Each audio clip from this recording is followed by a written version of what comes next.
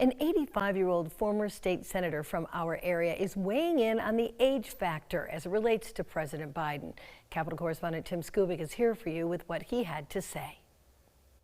Joe Schwartz is a former moderate Republican turned independent who served in the Michigan legislature, the U.S. Congress, and once ran unsuccessfully for governor. He is now wading into the age issue as it relates to the age of the president, who is 80 years old. I don't know when one becomes an octogenarian and more, that all of the qualities that you need to be President of the United States are still there.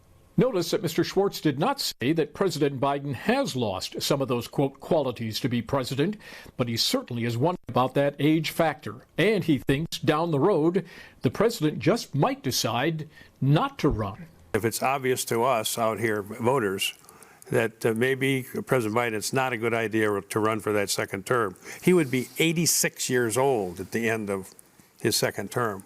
If it's not a good idea, perhaps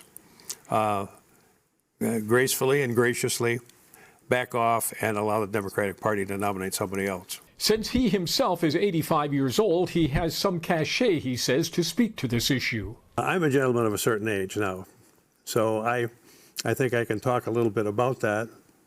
And there are people who are octogenarians and do very, very well. There are people who are octogenarians who don't do that well. And you just can't kick people out. That's not fair. But by the same token, age is a consideration. And with President Biden in 2024, it will be a consideration. The former president, Donald Trump, could also face the age issue as he is 75. But if this race comes down to Mr. Biden and Mr. Trump, it's an easy choice for Mr. Schwartz. I would not vote for Trump. Here for you in Lansing, Tim Skubic, 6 News.